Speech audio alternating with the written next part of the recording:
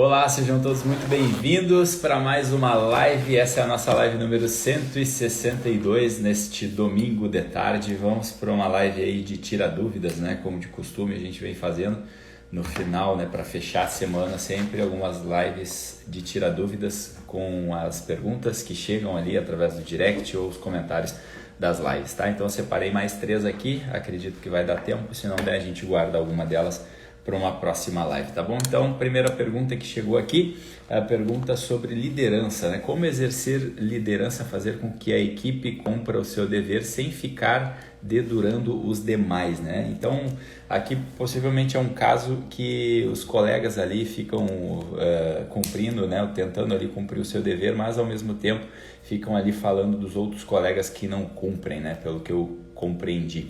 Então, a primeira coisa que a gente precisa entender quando a gente está falando de liderança, né? Liderança é autoridade e autoridade é totalmente diferente de autoritarismo, né? Eu vejo que muitos líderes confundem autoridade com autoritarismo, né? Liderança não é um porrete que você usa ali para ficar punindo os demais, né? Liderança está longe de ser você ficar querendo obrigar as pessoas a fazer o que você quer.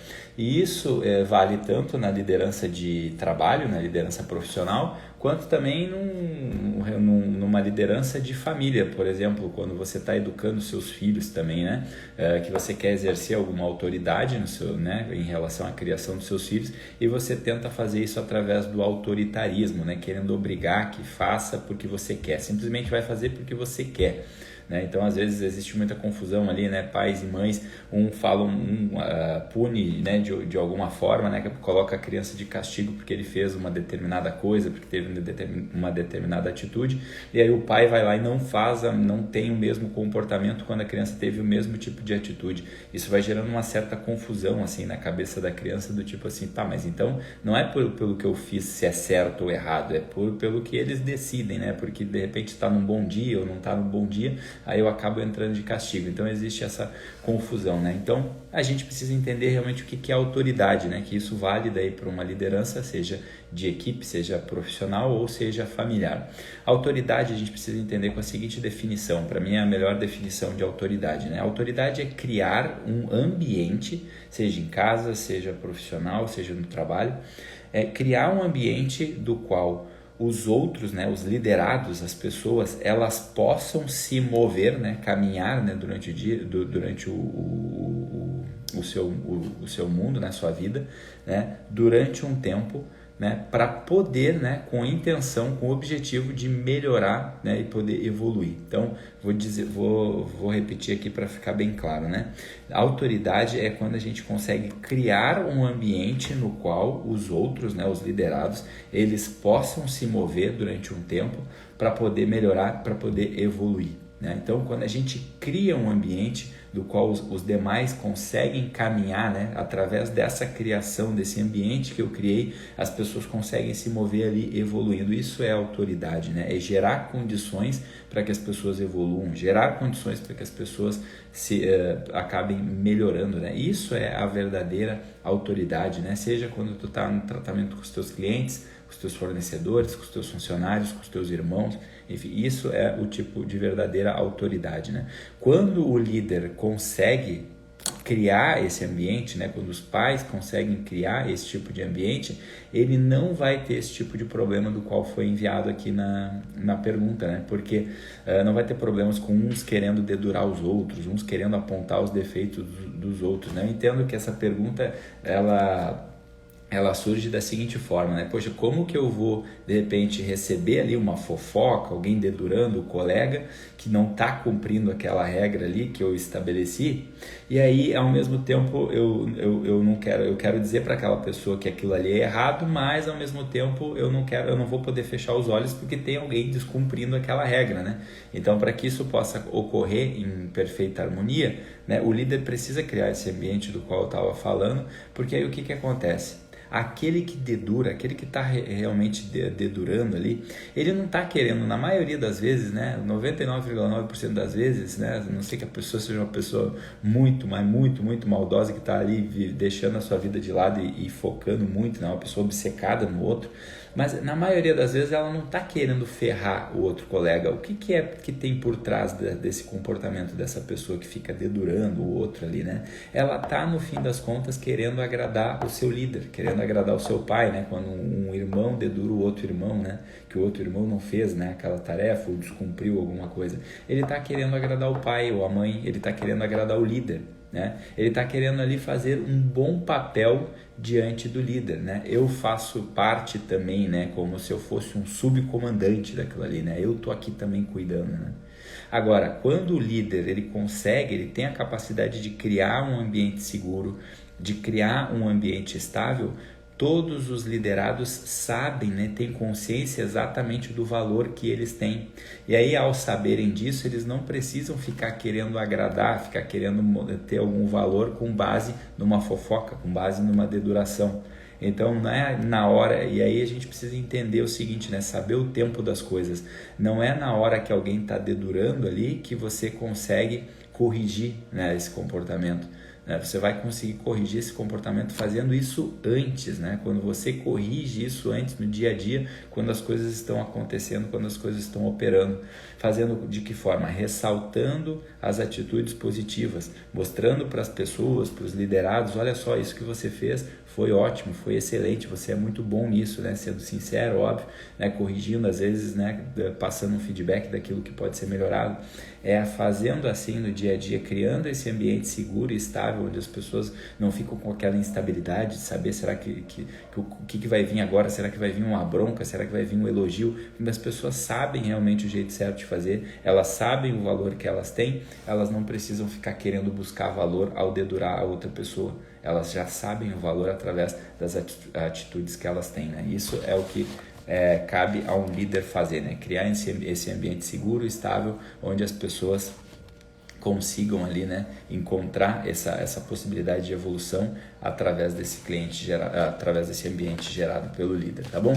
Segunda pergunta, esses dias atrás eu fiz uma live sobre o politicamente correto e a pessoa me perguntou, né, interessante essa questão do politicamente correto, né, como um coletivo, um inconsciente coletivo, como prevenir isso na família, como prevenir isso no ambiente, né? Então, a gente precisa entender o seguinte, né, esses tempos atrás eu tive acesso a um livro chamado Snapping, que ele fala bastante sobre essa questão do politicamente correto, né?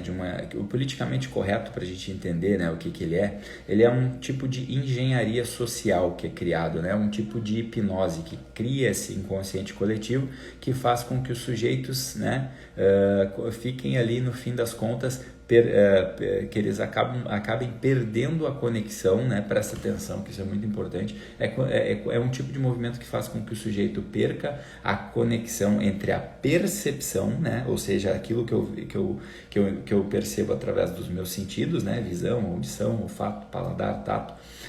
Eu perco essa conexão entre a minha percepção e a minha imaginação. A pessoa ela acaba ficando enfraquecida quando ela perde essa conexão entre o que ela percebe e o que ela imagina, né? Existem várias técnicas de lavagem cerebral para que isso aconteça, mas o snapping, né, que é essa engenharia social do politicamente correto, ele não fala de uma técnica, né, de lavagem cerebral de 1 a 1. Ele fala dessa técnica de engenharia social da massa, de uma manipulação de uma massa, né? Isso só é possível se fazer através de uma manipulação. E como que é esse tipo de manipulação? É uma manipulação da linguagem, né? E aí é aquilo que eu falava na live, né? Quando a linguagem, né, usada no nosso mundo, ela é manipulada, a percepção e a imaginação, elas ficam totalmente descoladas uma da outra, né? Eu descolo totalmente a minha percepção, né, de enxergar a verdade e poder falar, poder verbalizar, né, de uma imaginação. A minha imaginação já fica descolada da realidade, porque fica mais importante eu falar aquilo que agrada, né, uma engenharia social, do que falar a verdade, que é o exemplo que eu dei lá do mendigo, né, que eu estava falando sobre dar esmola para o mendigo, e a pessoa vem me corrigir dizendo assim, não, você não pode falar mendigo porque você está depreciando a pessoa. né? Então, ela não tá, aí eu estava falando isso, né? A pessoa não está preocupada em ajudar e dar esmola para o mendigo e vem aqui querer corrigir que eu não fale mendigo, né? Como se, tipo assim, eu falar isso estivesse ofendendo uma pessoa, sendo que eu estou buscando o contrário, ajudar essa mesma pessoa. E aí, por aí a gente leva para outras palavras, né? Para outros jogos de palavras que vão manipulando, né, a nossa comunicação, vão manipulando a nossa linguagem de um modo que a gente fique descolado, né? Descola a percepção da imaginação, ou seja, o sujeito vê uma coisa, mas ele não tem mais certeza, né, se o que ele está vendo é aquilo mesmo, porque de tanto que manipulam, de tanto que falam que tem que ser de outro jeito, que tem que falar de outro jeito, ele já não sabe mais o que ele vê, ele não consegue mais conectar esses dois pontos, né, da percepção da realidade e da imaginação. Quando a gente fica podado de poder declarar algo, né? Volto a dizer aqui que não ofenda ninguém, que não seja nenhum crime, que a gente não está cometendo nenhum crime, mas a gente fica ali por causa de uma engenharia social não podendo mais declarar algo, né? Porque através desse algo vai vir uma carga afetiva de significado em cima disso, né? As pessoas ficam colocando uma carga totalmente afetiva de significado de um modo que tu não pode mais falar, porque senão tu vai desagradar as pessoas. Por exemplo, né? A gente pode usar muito bem, eu não gosto, mas é muito, para ilustrar muito bem, a gente precisa, né, usar, por exemplo, a política, né? Que é quando uma pessoa se posiciona dizendo que é de esquerda, por exemplo, né? Ela simpatiza mais com a esquerda, logo vem um monte de gente falando, você é um comunista, você é isso, você é aquilo. E do mesmo modo, quando uma pessoa se declara, né, de direita, ela simpatiza mais com essa ideologia mais da direita. E aí vem todo um pessoal falando, você é fascista, você é isso, você é aquilo. Ou seja, vem uma carga afetiva de um modo que as pessoas têm que ficar caladas, né? Isso é para os dois lados, né? Principalmente no nosso país, que a gente vê uma polarização muito grande. As pessoas já não olham mais, não conseguem mais perceber a realidade das coisas. Isso eu costumo dizer que é um prato cheio, é ótimo para os políticos, né? Porque daí quando eles fazem errado, né, aquela pessoa ali, ela tem que ter coerência no seu posicionamento, então ela vai passar pano para os erros daquela pessoa que está ali dentro do movimento contrário àquele que ela fica criticando, né? Isso é tudo que os manipuladores querem, né? Alguém que vá me defender dos meus erros, né? Então eu quero que você odeie tanto aquele outro lado lá, de um modo que se eu fizer coisas erradas, você vai passar pano para mim, você vai me defender.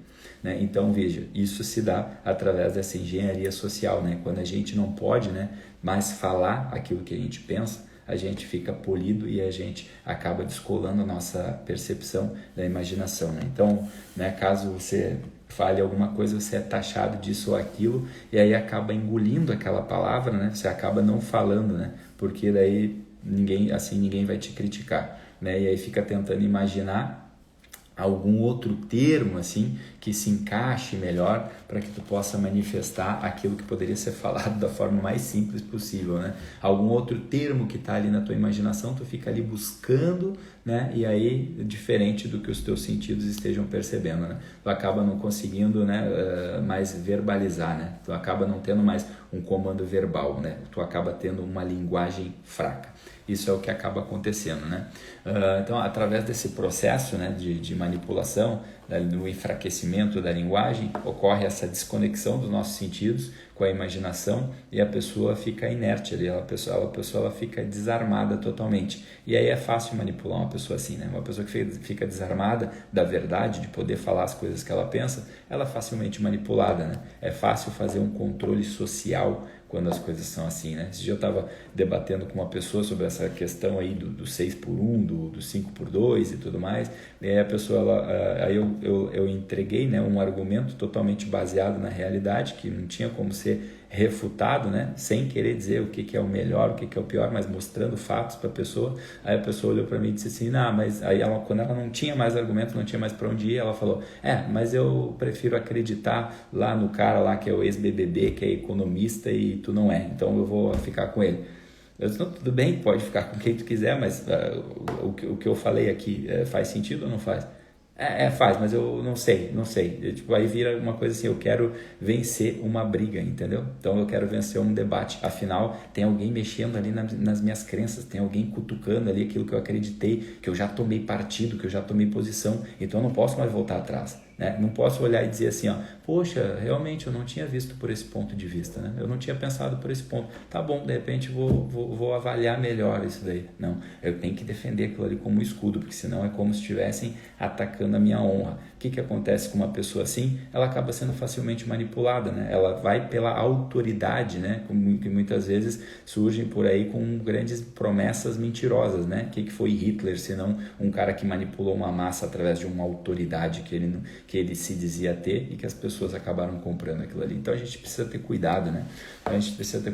Como é que a gente... E aí então, respondendo a pergunta ali que a pessoa me fez, como é que a gente consegue prevenir isso dentro da nossa família, né? Bem, tratando da melhor forma possível essa linguagem, né? Não ficando de mimimi, ensinando as pessoas a conseguir dizer exatamente o que elas estão pensando e entender que não acontece, né, nada. Puxa, não vai acontecer nada, entendeu? De chegar para um filho e dizer, poxa, você pode falar o que você pensa, né, desde que você não ofenda e nem cometa algum crime, né, com as outras pessoas, mas você pode falar o que você pensa e não vai acontecer nada, né? Simplesmente as pessoas vão ouvir e aí de repente elas vão refutar, às vezes elas vão reclamar, às vezes elas não vão reclamar, mas ninguém vai morrer por isso, tá tudo bem, você pode falar aquilo que você pensa. Ter coragem é fundamental para que a gente possa fortalecer essa geração. Então, essa foi a segunda pergunta. E a terceira e última pergunta aqui é relacionada aos temperamentos. Essa sempre vem, né? Vocês adoram essa coisa do temperamento, né? Um dia eu vou fazer um curso ainda só sobre temperamento, né? A pessoa perguntou ali, provavelmente ela teve acesso àquela aula que eu fiz, né? Mais técnica e teórica sobre os temperamentos. Ela pergunta a diferença entre a qualidade própria e a qualidade apropriada, né? Que eu estava falando. Os temperamentos, eles têm algumas nuances, mas para quem nunca ouviu falar, são 4 temperamentos, né? Como se fosse norte, sul, leste, oeste, e uma ali junção entre duas desses temperamentos vão formando ali algum outro tipo de aporte, né? Mas cada pessoa tem um temperamento que ele já nasce com ele, né? De estrutura, né? Já é uma estrutura mineral que já vem de fábrica, por assim dizer, né? São eles fleumático, sanguíneo, colérico e melancólico, né? Então eu não vou ficar explicando todos eles aqui, mas para quem já teve algum tipo de acesso vai entender essa pergunta da pessoa, né? A qualidade própria é aquela que já vem ali com aquele temperamento, né? Então, simbolicamente falando, né? Por exemplo, o sanguíneo ali, ele é quente e úmido, né? O colérico, ele é quente e seco. Então, por exemplo, uma pessoa que tem ali mais ali, simbolicamente falando, a parte quente, ela simboliza uma expansão, né? A pessoa que tem esse elemento da quentura, né, que no caso é o sanguíneo e no caso é o colérico, eles têm esse elemento de quentura, então eles têm esse elemento de expansão. É aquela pessoa que chega nos lugares e ela precisa estar ali falando, ela precisa estar ali interagindo, ela precisa estar colocando para fora. Diferente da pessoa que tem a característica simbólica do frio, né? O frio ele já traz mais para contração, né? O que a gente faz quando tem frio? A gente fica encolhido, a gente quer colocar uma coberta ali para nos aquecer. Então, esse temperamento, né? Que tem mais essa parte do quente, a gente pode falar que é uma qualidade própria, né? Agora, tem também a qualidade apropriada, que é aquela que tu vai adquirindo durante a vida, né? Então, vamos supor, tem uma pessoa ali que, de repente, ela tá ali numa festa e aí o que tá borbulhando ali dentro dela é um desejo de estar interagindo com as outras pessoas, tá interagindo com todos. Isso seria uma característica, então, né, de um sanguíneo ou de um colérico, né? Só que no fim ela não interage, ela não consegue interagir. Por quê? Porque ela tem um elemento de timidez, mas a reação mais primitiva dela é a que define o seu temperamento. Então por dentro ela está querendo muito aquilo ali, né? Diferente de uma pessoa, não, uma pessoa ela pode estar numa festa e ela quer mesmo ficar na dela, não é porque ela é tímida, ela só não gosta de expandir, ela é mais do elemento do frio, ela fica mais contraída. Essa pessoa não, ela quer estar ali, mas ela não consegue. Aí ela tem isso que a gente chama, que foi mandado na pergunta, que é a qualidade apropriada, né? Que ela tem a timidez, o elemento da timidez. que ela, aí isso não veio com ela, né? Ninguém nasce tímido, né? Uma pessoa nasce um pouco mais expansiva ou mais introspectiva, mas a parte da timidez às vezes é porque é por algum tipo de acontecimento que rolou ao longo da vida dela e tal, e aí ela não consegue lidar com esse tipo de situação. Mas ela é ou colérica ou sanguínea porque ela tem essa característica mais de expansão, né? Então, para isso a gente precisa ir conhecendo, né? Assim a gente vai conhecendo bem, conhecer os temperamentos é importante, né, para o nosso autoconhecimento. Primeiro, para a gente poder se conhecer e segundo, para a gente possa conhecer os outros, né? Para a gente poder se orientar no mundo, né? Muita gente não consegue progredir muitas vezes na vida, né? Porque está ali recebendo uma orientação ou uma técnica que vai funcionar com outro temperamento, né? A pessoa ela tem um tipo de temperamento e aí tem uma pessoa ali tentando orientar ela, né? Passar uma técnica ou passar algum tipo de orientação totalmente avessa àquele tipo de temperamento, né? Então, óbvio, a pessoa não vai conseguir, né? Então, a combinação dessas qualidades, né, que eu estava falando anteriormente, é que gera o nosso temperamento e para isso a gente precisa estar atento, poder entender, poder compreender realmente como eu estou lidando no mundo, qual é a minha percepção do mundo, né? Eu tenho uma percepção do mundo que é mais condensada, quando eu recebo as informações eu jogo elas ali para dentro, né? Para refletir, né? Então eu sou uma pessoa que tem essa característica mais do frio, né? Agora não, quando eu recebo as informações do mundo e eu já saio reagindo, eu já saio expandindo, eu já saio querendo agir, eu já saio querendo sair para fora, aí já é uma característica mais quente, né? Que aí pode ser ou sanguíneo ou colérico, dependendo dessas combinações. Mas a pergunta era qualidade própria e qualidade apropriada. Qualidade própria já é o que já vem de fábrica, é o nosso próprio temperamento. A qualidade apropriada é aquilo que vem depois como um aporte, né? Aquilo que chega depois e vai se somando, né? A gente precisaria ir muito longe aqui, precisaria fazer uma aula para entender um pouco sobre isso, né? Mas a parte do seco, por exemplo, né? Que é a simbólica da secura, por exemplo, né? Que aí tem os temperamentos que são mais apropriados para o lado da secura. Aí, de repente, a pessoa ela é fleumática, né? Que é o símbolo da água. Mas aí ela pode, simbolicamente, a água muitas vezes ela se torna gelo, né? E aí esse gelo ele acaba tendo esse elemento de secura para até se derreter. Esse seria como se fosse o aporte, mas a gente precisaria ir muito longe para parar aqui para entender essa parte simbólica que existe dentro dos temperamentos. Mas só para entender o que é o aporte, né? Às vezes a pessoa ela pode ter um temperamento de um determinado tipo, mas ter o aporte de um outro temperamento, né? Isso simbolicamente a gente consegue fazer uma orientação muito perfeita disso, né? Que é nesse exemplo que eu dei. A pessoa tem o símbolo da água, né? O símbolo úmido, mas ela tem um aporte de um outro temperamento que é de secura, né? E isso é representado muitas vezes pelo gelo, né? O gelo ali, ele está ali, naquele primeiro momento ele é seco e depois ele vai se derretendo. Mas isso é toda uma articulação entre a simbologia, né? Do quente, úmido, frio e seco, junto dos 4 temperamentos, né? Um dia a gente pode falar um pouco mais sobre isso. Se tiverem dúvidas pontuais, podem me mandar, ou então assistam também lá no meu feed, tem uma aula falando só sobre os 4 temperamentos, explicando realmente toda a parte teórica, mas a ideia aqui era responder a dúvida dessa pessoa que me mandou, beleza? Então essa foi a nossa live Tira Dúvidas. Espero que tenham gostado. Essa foi a nossa live número 162. Amanhã de manhã, se Deus quiser, estaremos aqui para a nossa live número 163. Um ótimo final de domingo a todos. Fiquem com Deus e até a próxima. Tchau, tchau.